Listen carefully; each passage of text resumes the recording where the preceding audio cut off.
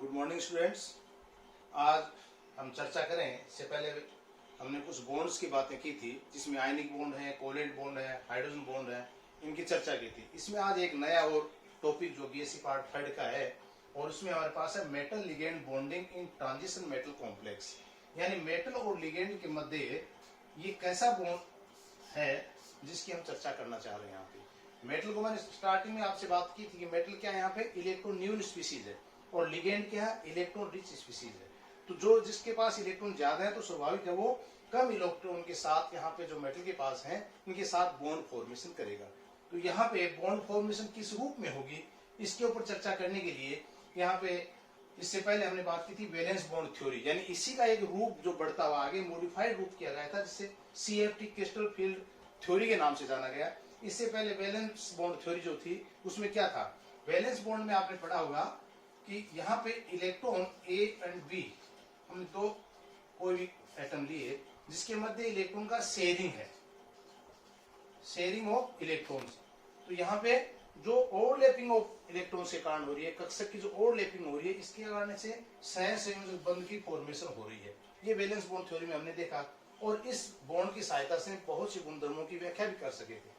लेकिन चूंकि यहाँ पे संक्रमण तत्वों की बात आ रही है, उसके साथ बनने वाले संकुल की बात आ रही है, तो इसको बहुत हद तक वैलेंस बॉन्ड थ्योरी के द्वारा नहीं समझाया गया। जिसमें वैलेंस बॉन्ड थ्योरी में क्या था कि इनकी लिमिट्स के रूप में हम इसको पढ़ सकते हैं। उन्होंने कहा कि संक्रमण तत्वों में जब मेटल लिगेंड बॉन्डिंग होती है तो बहुत से कक्षक जो है वो आंतरिक कक्षक संकुल बनाते हैं, बहुत से बाह्य कक्षक संकुल बनाते हैं। ऐसा क्यों हो रहा है, ये बात इसमें नहीं समझा पाए। सेकेंडली उन्होंने कहा कि मेटल और लिगेंड के मध्य हमने कहा कि कोवेलेंट उपसहसंयोजक बंध बन रहा है, लेकिन यहाँ पे दी जाए कि यहाँ उपसहसंयोजक बंध नहीं बन करके एक नए प्रकार का, जिसको मानते हैं इलेक्ट्रोस्टैटिक अट्रैक्शन फोर्स, स्थिर विद्युत आकर्षण बल टाइप का बॉन्ड बन रहा, जिसकी चर्चा भी वैलेंस बॉन्ड थ्योरी में नहीं की गई। नेक्स्ट उन्होंने कमी रही, जैसे हमने हेक्सा एक्वा कॉपर का कॉम्प्लेक्स जहाँ पे ले रहे हैं, तो यहाँ पे उन्होंने कहा कि डिस्ट्रॉयड आकृति बनती है, विकृत आकृति बनती है। और विकृत आकृति में क्या होता है, देखिए आप कॉपर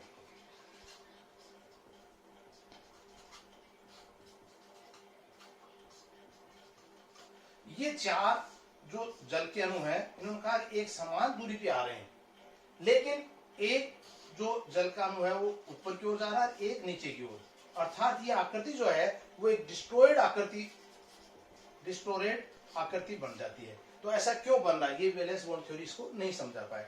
इसके बाद नेक्स्ट ये था हेक्सा एमिनो कोबाल्ट का एक कॉम्प्लेक्स लिया, टेट्रासाइनो कोबाल्ट का भी, कॉपर का भी एक एग्जाम्पल लिया। यहाँ पे देखने को क्या मिल रहा है, यहाँ पे जो एग्जाम्पल ले रहे हैं कोबाल्ट यानी हेक्सा एमिन कोबाल्ट का एक कॉम्प्लेक्स है, और इसमें आपको देखने को मिलेगा कि 3D से जो इलेक्ट्रॉन है वो 4D के अंदर स्थानांतरित हो जाते हैं।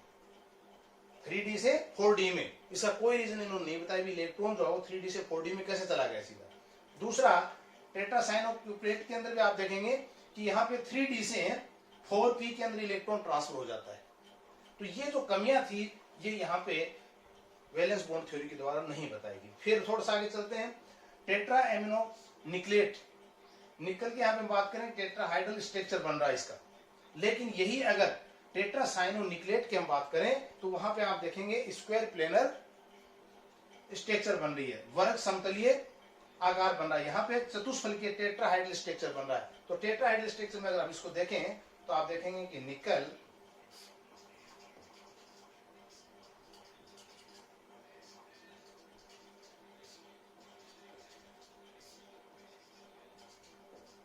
इस प्रकार से टेट्राहाइड्रल स्ट्रक्चर बन रहा है। लेकिन अगर यही बात हम कॉपर के साइनाइड के साथ ले लें, इसके साथ साइनाइड के साथ, तो क्या बन रहा है, स्क्वायर प्लेनर स्ट्रक्चर बन रहा है। ये साइनाइड के साथ अगर इसको ले लें हम निकल, तो ये साइनाइड के साथ जो बन रहा है ये स्क्वायर प्लेनर स्ट्रक्चर बन रहा है। तो ये ऐसा अंतर क्यों आ रहा है, ये भी वैलेंस बॉन्ड थ्योरी के द्वारा नहीं समझाएगा। तो ये सब चर्चा करते हुए उसके बाद हैंस और बेथ ने 1929 के अंदर एक डिस्कवरी आगे चली कि भाई मेटल और लिगेंड के मध्य ऐसा कौन सा बॉन्ड है जिसके कारण से कि ये चीजें नहीं समझाई पा जा रहे हैं, ट्रांजिशन संक्रमण तत्वों में ये चीजें समझाई जा सकें। उसके बाद 1939 के अंदर और इसी प्रकार से 1952 में जब वैलेंस बॉन्ड थ्योरी का एक रूप वापस प्राप्त हुआ, उन्होंने कहा कि नहीं, उसको समाहित करते हुए हम एक नई थ्योरी का डेवलप करेंगे, जिसका नाम इन्होंने दिया क्रिस्टल फील्ड थ्योरी। क्रिस्टल क्षेत्र थ्योरी का एक सिद्धांत दिया कि इस थ्योरी की सहायता से हम जो कमियां रही हैं इसको किस प्रकार से दूर कर सकते हैं। तो क्रिस्टल फील्ड थ्योरी के अंदर जो मुख्य बातें जो आई वो क्या थी? Point charge.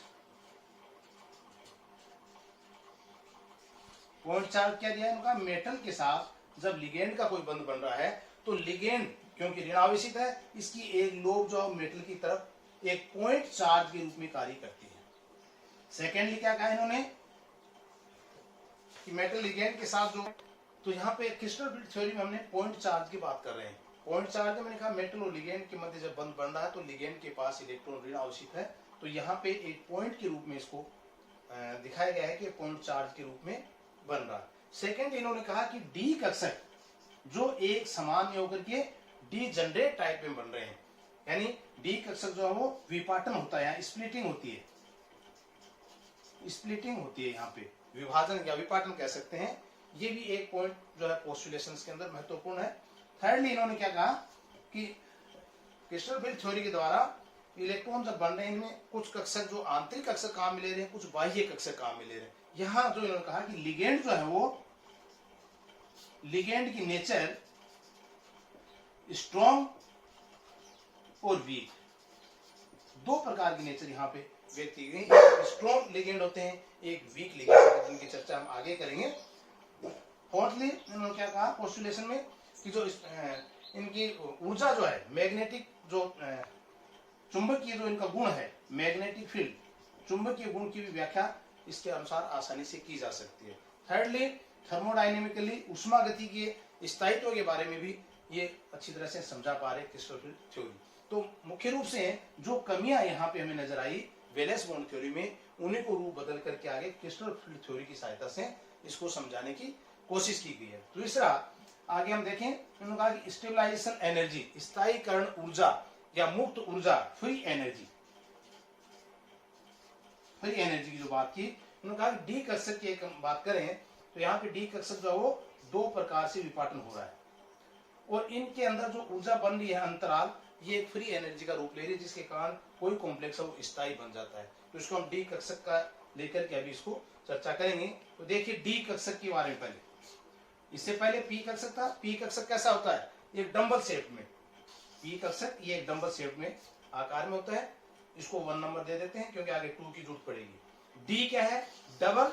डी कक्षक में मैंने कहा पी कैसा है आकृति में? डबल शेप आकार का होता है, डमरू के आकार जिसको हम कह सकते हैं, और डी जो है डबल डमरू शेप में होता है। तो यहाँ पे इस प्रकार की शेप इसकी बनती है। अब डी कक्षक में देखिए, डी कक्षक का जब ये यहाँ पे हम डी कक्षक ले रहे हैं 1 2 3 4 5, ये सब सेल है डी के। तो यहाँ पे हम करें सब सेल कौन कौन से, पहले दिन की चर्चा करें पर। तो इसमें क्या है?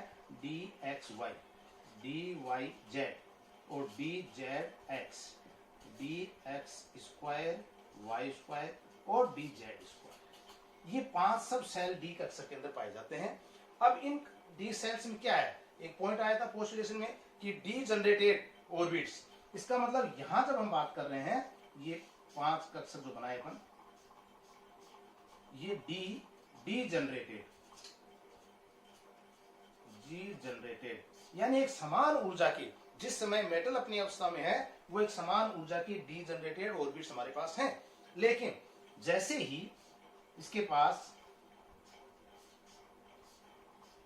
लिगेंड आना शुरू हो जाते हैं तो इसमें हलचल शुरू हो जाती है 5 कक्ष में।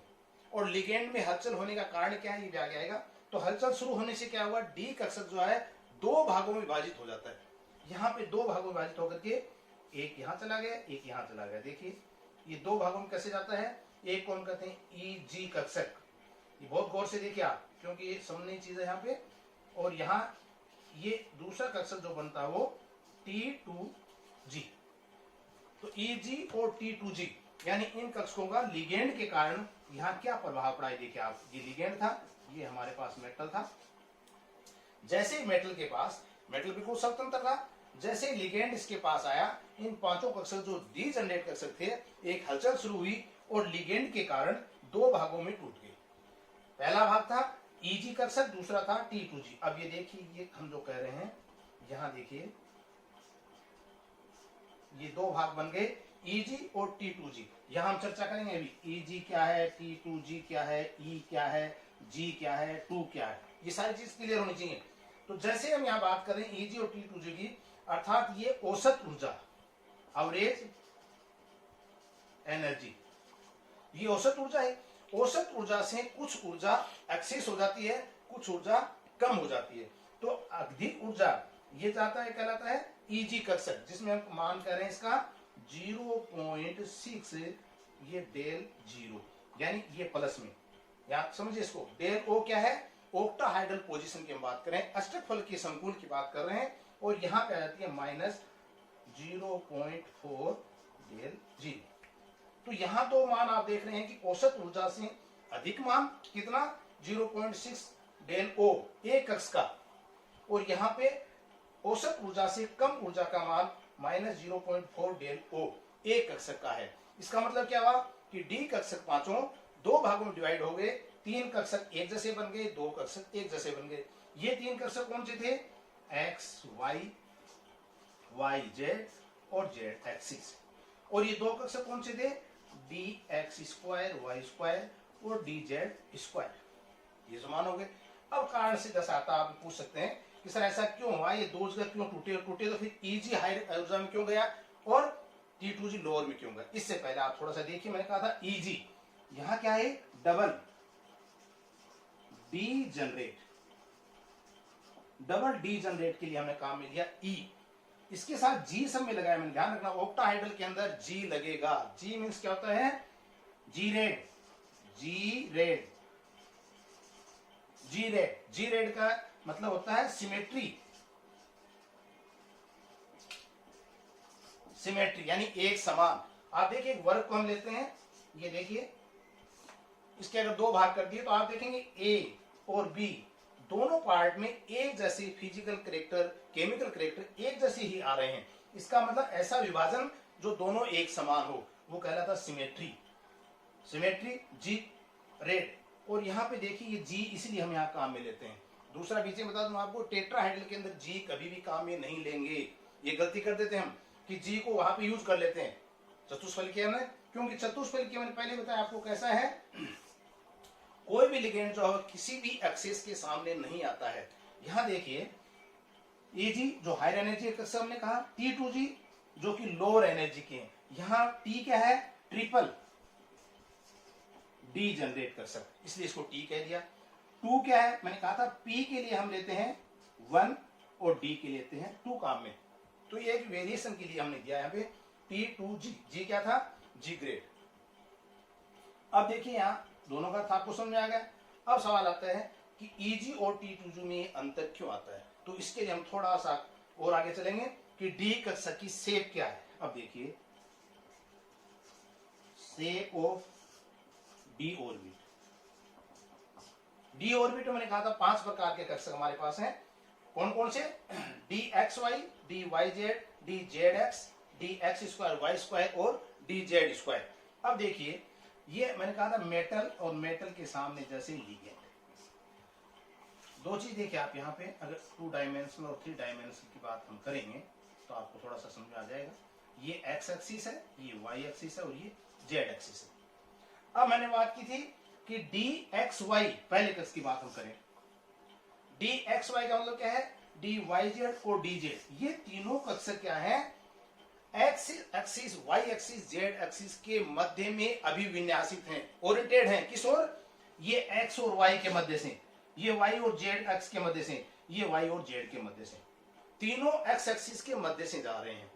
एक क्या है, हमने कहा दूसरा d x square y square और डी जेड स्क्वायर, ये क्या है, डायरेक्ट एक्स एक्सिस के माध्यम से आ रहे हैं। ये लिगेंड हमारे पास है, ये यहाँ पे लिगेंड मैंने दिखाया आपको। तो ये लिगेंड आप देखिए दो एक्सिस के मध्य जा रहा है, तो इलेक्ट्रॉन इस मेटल के और इसके इलेक्ट्रॉन एक दूसरे से प्रतिकर्षित करेंगे, तो प्रतिकर्षण इसमें ज्यादा होगा या इसमें, स्वाभाविक है एक्स एक्सिस के मध्य ओवरलैपिंग जब होगी, एक्स एक्सिस के मध्य जब लिगेंड आएगा तो ये प्रतिकर्षण ज्यादा करेगा, प्रतिकर्षण ज्यादा करेगा, इसका मतलब इसकी ऊर्जा एक्सेस होगी, ऊर्जा एक्सेस होगी मतलब ये अस्थायी हो जाएंगे।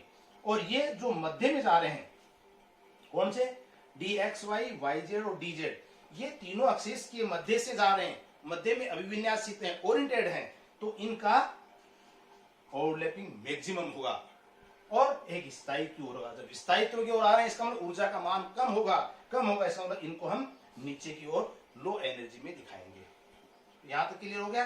बंद करेंगे। अभी अपन डी ऑर्बिट्स की शेप की बात कर रहे थे। जिसमें मैंने कहा था डी ऑर्बिट जो 5 सब सेल्स में बटा हुआ था, d x y, y z, d z और d x square, y square, d z square, जिसके हमने चर्चा की भाई किस प्रकार से एक्स एक्सिस की ओर से आ रहे हैं या दोनों एक्सिस के मध्य में से लिगेंड प्रवेश कर रहा है और इसके ऊपर इनकी एनर्जी निर्भर करती है, हायर एनर्जी का होगा या लो एनर्जी का होगा, जहां पे ईजी और T2 की बात की थी। इसको हम एक सिंपल क्यूब से भी समझ सकते हैं। देखिए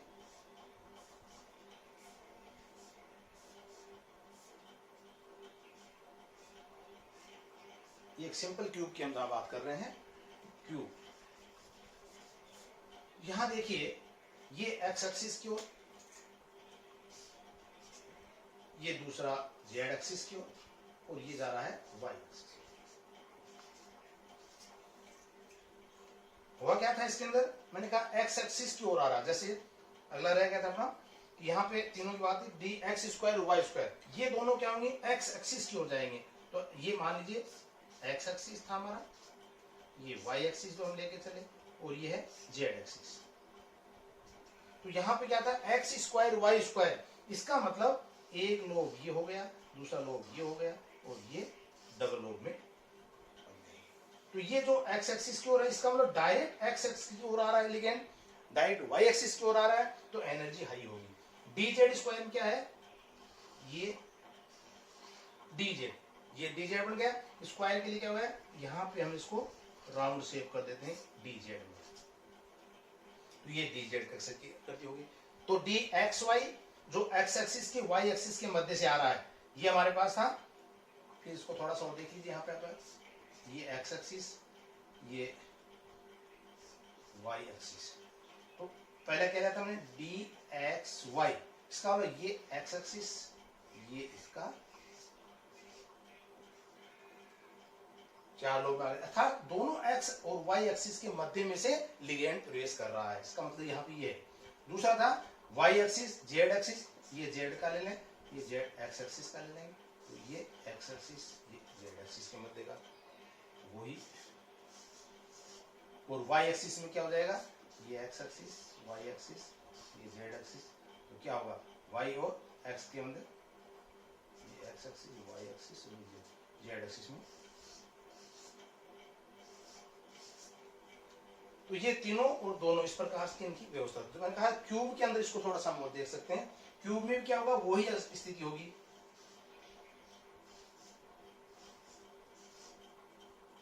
तो इस प्रकार से ये बनाने का उद्देश्य क्या था मेरे यहाँ पे कि ये इस प्रकार से गुच्छे के रूप में कवर हो जाता है, गुच्छ के रूप में। जो यहाँ पर इंडिविजुअल एक को बनाया, यहाँ पे एक गुच्छ के रूप में कवर हो जाता है। और यहाँ पे इस चीज को समझाने के लिए मैंने आपको तीनों ये अलग अलग लेके बताया कि क्यूब के अंदर इसको किस प्रकार से बता सकते हैं। तो आप ये क्लियर हो जाना चाहिए कि डी कक्षक जो डी जनरेट कक्षक थे, लिगेंड आने के पश्चात उनके अंदर मोशन होता है और वहां पे अपनी स्थिति को जो एक समान ऊर्जा के थे ऊर्जा में परिवर्तन होता है। जो एक औसत ऊर्जा से कुछ कक्षक हायर एनर्जी के हो जाते हैं, कुछ कक्षक लो एनर्जी हो जाते हैं। यहाँ पे एक चीज और देखी होगी आपने, मैंने कहा प्लस 0.6 औसत ऊर्जा से अधिक ऊर्जा की। तो यहाँ पे प्लस और माइनस का मतलब सिर्फ ऊर्जा का बढ़ना और ऊर्जा का घटना है, नहीं कि माइनस और प्लस से। ध्यान रखना टोटल एनर्जी मैंने कहा लॉ ऑफ कंजर्वेशन के अनुसार आप जानते हैं, यहाँ पे डेल्टा ओ या ये कह सकते हैं हम डेल ओ, ऑक्टाहाइड्रल की ऊर्जा बराबर 10dq, ये हमेशा बराबर ही रहेगी, इसमें कोई बढ़ोतरी या कमी नहीं हो सकती। तभी कहा ना कंजर्वेशन लॉ में कि ऊर्जा को ना नष्ट किया जा सकता ना उत्पन्न किया जा सकता, वो चीज भी यहाँ आप लागू कर सकते हैं। एक छोटी चीज और आते हैं, वैलेंस बॉन्ड थ्योरी और क्रिस्टल फील्ड थ्योरी, अब दोनों में अंतर क्या है, दोनों में अंतर क्या है। तो देखिए वैलेंस बॉन्ड थ्योरी मैंने कहा कि कोऑर्डिनेटेड बॉन्ड उप सहसंयोजक बंध बनाने की प्रवृत्ति पाई जाती है मेटल लिगेंड के मध्य, ये मेटल है ये लिगेंड। क्रिस्टल फील्ड में इनका स्थिर विद्युत आकर्षण इलेक्ट्रोस्टैटिक अट्रैक्शन फोर्स है जो कि आयनिक है। आगे जाके इस पे विवाद बनेगा, लेकिन फिलहाल इसको यहीं पे मानते हैं कि ये एक आयनिक रूप में इलेक्ट्रोस्टैटिक अट्रैक्शन है इनके मध्य, मेटल और लिगेंड के मध्य।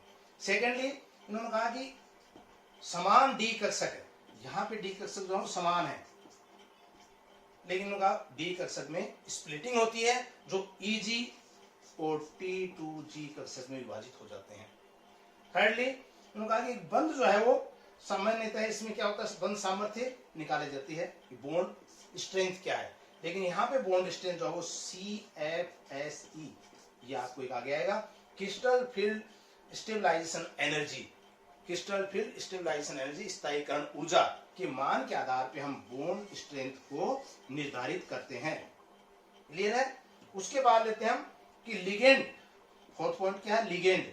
लिगेंड इसमें वैलेंस बॉन्ड थ्योरी में लिगेंड का कोई वेरिएशन नहीं किया गया, उन्होंने कहा लिगेंड सब एक समान होते हैं, लेकिन क्रिस्टल फील्ड थ्योरी में क्या कहा गया, लिगेंड जो है वो स्ट्रॉन्ग फील्ड होते हैं, वीक फील्ड होते हैं, एक समान नहीं होते हैं।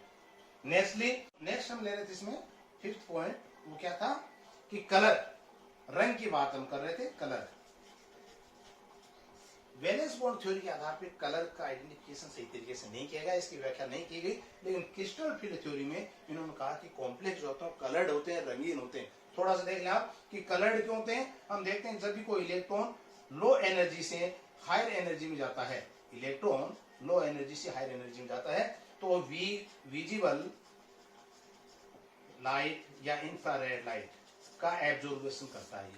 ये एब्जॉर्ब करके जब इसका पूरक रंग वापस हमारी आंखों पे आता है तो उसको हम कहते हैं उसका कलर जो है शो होता है कॉम्प्लेक्स। तो ये कलर के बारे में भी स्पष्टीकरण व्याख्या सही तरीके से दे पाते हैं। नेक्स्ट देखिए, इन्होंने कहा वर्ग समतलीय आकृति बनती है, DsP2 वर्ग समतलीय संकुल का फॉर्मेशन होता है वैलेंस बॉन्ड थ्योरी में। लेकिन CFT ने कहा कि ओक्टा हाइड्रल कॉम्प्लेक्स बनने के कारण, यानी कॉम्प्लेक्स फॉर्मेशन के कारण यहां क्या कर सकते हैं, ऑक्टाहाइड्रल कॉम्प्लेक्स बनने की असफल प्रयास, ध्यान रखना इस चीज का,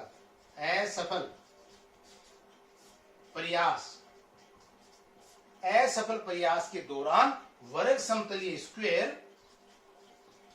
प्लेनर स्ट्रक्चर बनता है। असफल प्रयास के अनुसार ये क्या कहना चाह रहा है, क्योंकि बनने तो ऑक्टाहाइड्रल ही हैं और ऑक्टाहाइड्रल बनाने की कोशिश करते हैं, लेकिन ये नहीं बन करके स्क्वायर प्लेनर कॉम्प्लेक्स बन जाता है, जबकि वैलेंस बॉन्ड थ्योरी में सीधा स्क्वायर प्लेनर कॉम्प्लेक्स DsP2 की सहायता से बन जाता है। तो ये इस प्रकार से हम वैलेंस बॉन्ड थ्योरी और क्रिस्टल फील्ड थ्योरी को समझ पाए। इसके नेक्स्ट वीडियो में मैं आपको क्रिस्टल फील्ड स्प्लिटाइजेशन एनर्जी या विपाटन ऊर्जा Eg और T2G की कैसे निकालते हैं और कैसे विपाटन इनमें होता है, इनके बारे में चर्चा करेंगे। Thank you.